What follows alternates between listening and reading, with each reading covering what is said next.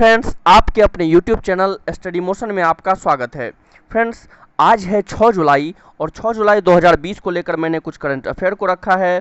Friends, अगर आप इस करंट अफेयर के PDF को डाउनलोड करना चाहते हैं तो इस वीडियो के डिस्क्रिप्शन में उसका लिंक डाल दिया गया है, तो वहां से जाकर आप उसे डाउनलोड कर सकते हैं।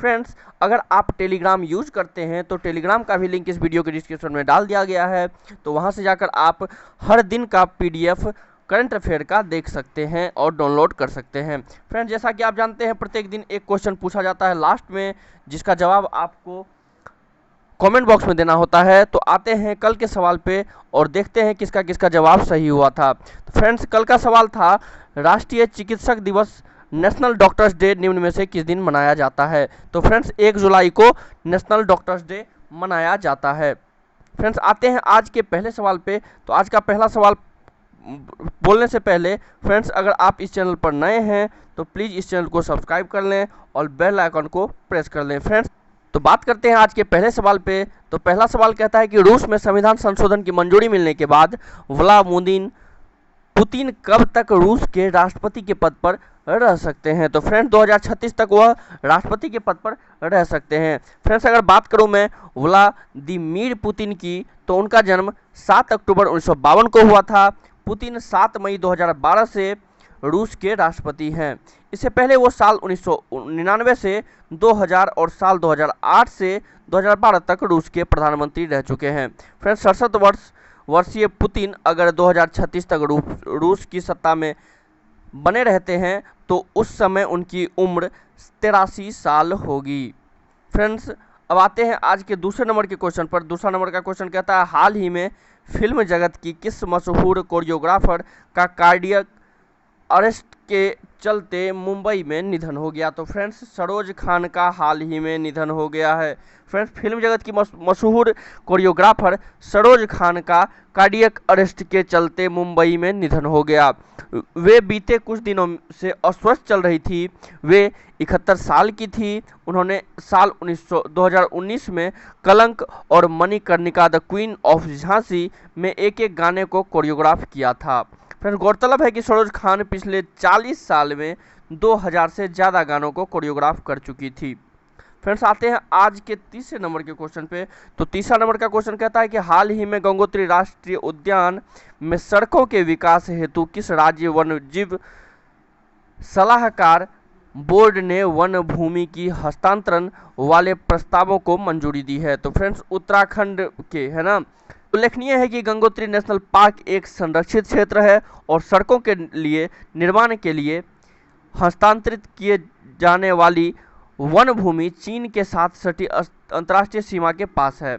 जैसा कि हम जानते हैं, राष्ट्रीय सुरक्षा के लिए ये मार्ग बहुत महत्वपूर्ण साबित होंगे, क्योंकि ये चीन सीमा के पास भारत तिब्बत सीमा पुलिस के कर्मियों की आवाजाही को आसान बना देंगे। फ्रेंड्स, अब आते हैं चौथे नंबर के क्वेश्चन पे। तो चौथा नंबर का क्वेश्चन कहता है कि रक्षा अधिग्रहण परिषद DAC ने हाल ही में रूस से कितने नए लड़ाकू विमान प्राप्त करने के प्रस्ताव को मंजूरी दी है। तो वो 33 नए लड़ाकू विमान प्राप्त करने के प्रस्ताव को मंजूरी दे दी है।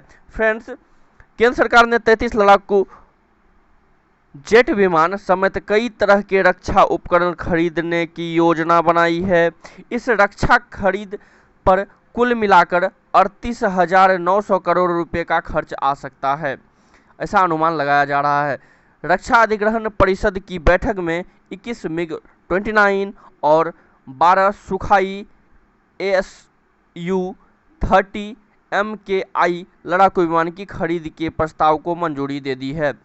फ्रेंड्स, इसके साथ ही 59 MiG-29 लड़ाकू विमान के अपग्रेडेशन की भी मंजूरी दे दी गई है। फ्रेंड्स, अब आते हैं पांचवें नंबर के क्वेश्चन की। तो पांचवें नंबर का क्वेश्चन कहता है ICMR के अनुसार भारत की पहली स्वदेशी कोरोना वैक्सीन कोवैक्सीन कब तक लॉन्च की जा सकती है। तो फ्रेंड्स, 15 अगस्त तक की आशंका है कि लॉन्च की जा सकती है। फ्रेंड्स, 15 अगस्त तक देश की पहली स्वदेशी कोविड-19 वैक्सीन लॉन्च करने का लक्ष्य रखते हुए Indian council of medical research ICMR ने भारत बायोटेक के सहयोग से विकसित होने वाली वैक्सीन कोवैक्सीन के ट्रायल में तेजी लाने के लिए कहा है। भारतीय चिकित्सा अनुसंधान परिषद ICMR ने भारत बायोटेक को एक पत्र लिखकर मानव परीक्षण को फास्ट ट्रैक मोड पर चलने के लिए कहा है। फ्रेंड्स अब आते हैं छठे नंबर के क्वेश्चन पे। तो छठा नंबर का क्वेश्चन कहता है, हाल ही में किस भारतीय टेनिस खिलाड़ी ने जर्मनी में PSD bank Nord open tennis tournament में जीत लिया है? फ्रेंड्स वो थे सुमित नागल, है ना फ्रेंड्स। सुमित नागल, भारतीय टेनिस खिलाड़ी सुमित नागल ने कोविड-19 महामारी के दौरान अंतर्राष्ट्रीय टूर्नामेंट जीत लिया है।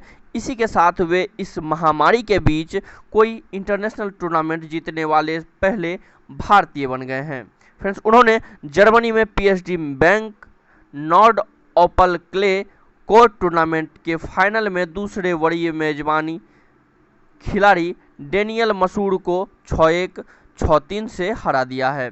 सुमित नागल वर्तमान में 127 नंबर के साथ पर भारत के सर्वोच्च रैंक वाले एकल खिलाड़ी बन गए हैं। फ्रेंड्स अब आते हैं सातवें नंबर के क्वेश्चन पे। तो सातवां नंबर का क्वेश्चन कहता है, हाल ही में किस बैंक ने देश भर के किसानों के लिए ई किसान धन ऐप लॉन्च किया है? तो फ्रेंड्स HDFC बैंक ने ई किसान धन ऐप लॉन्च किया है। तो फ्रेंड्स HDFC बैंक ने देश भर के किसानों के लिए ई किसान धन ऐप लॉन्च किया है। किसान अपने मोबाइल फोन के जरिए बैंकिंग और कृषि दोनों सेवाओं का उपयोग करने में सक्षम होंगे। ई किसान धन ऐप किसानों को मंडी की कीमतों, नवीनतम खेती की जानकारी, मौसम की भविष्यवाणी, बीज किस्मों की जानकारी, SMS सलाहकार, ई पशु हाट, किसान टीवी जैसे वैल्यू एडेड सेवाएं प्रदान करेगी। फ्रेंड्स अब आते हैं आठवें नंबर के क्वेश्चन पे। तो आठवां नंबर का क्वेश्चन कहता है, अमेरिकी कंपनी इंटेल कैपिटल ने हाल ही में भारत के रिलायंस इंडस्ट्रीज समूह की दूरसंचार एवं डिजिटल प्लेटफॉर्म सेवा कंपनी जियो प्लेटफॉर्म्स में कितने प्रतिशत हिस्सेदार खरीदने की घोषणा की है? तो वो 0.39% की हिस्सेदारी खरीदने की घोषणा की है।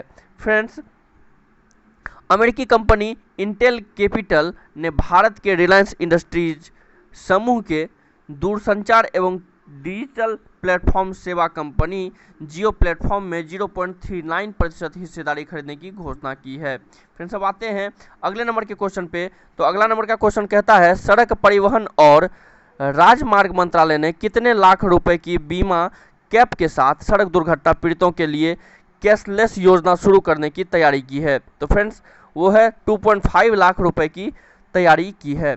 अगर मैं बात करूं, सरकार सड़क दुर्घटना पीड़ितों के लिए जल्द नगद रहित कैशलेस इलाज की सुविधा शुरू करने की योजना बना रही है। इसके तहत प्रत्येक मामले में अधिकतम सीमा 2.5 लाख रुपए रहेगी। देश भर में इस हर साल करीब 5 लाख सड़क दुर्घटनाएं होती है। सड़क दुर्घटना के शिकार लोगों को ट्रामा और स्वास्थ्य सेवाओं को एक खाते के माध्यम से वित्त पोषण किया जाएगा। अब आते हैं 10वें नंबर के क्वेश्चन पे। तो 10वां नंबर का क्वेश्चन कहता है, इंडिगो ने हाल ही में कहा है कि वह 2020 के अंत तक डॉक्टरों और नर्सों को हवाई किराए पर कितने प्रतिशत की छूट देगी? तो वह 25% की छूट देने वाली है।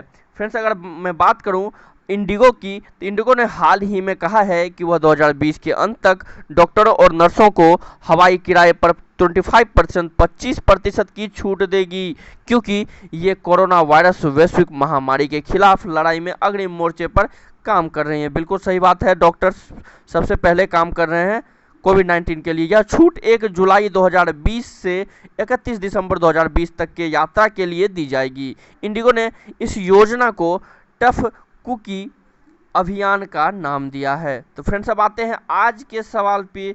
तो आज का सवाल जो कि आपको कमेंट बॉक्स में उत्तर देना है। तो आज का सवाल कहता है कि हाल ही में किस भारतीय टेनिस खिलाड़ी ने जर्मनी में PSD bank Nord open tennis tournament में जीत लिया है? तो आपका आज का पहला ऑप्शन है सोमदेव देववर्मन जी, बी नंबर का ऑप्शन है सुमित नागल जी, सी नंबर कहता है महेश भूपति और डी में है रोहन बोपन्ना जी। तो फ्रेंड्स आपको इसका आंसर कमेंट बॉक्स में देना है। और अगर आपको ये वीडियो पसंद आई हो तो प्लीज़ इस चैनल को सब्सक्राइब कर दें और वीडियो को लाइक कर दें। धन्यवाद।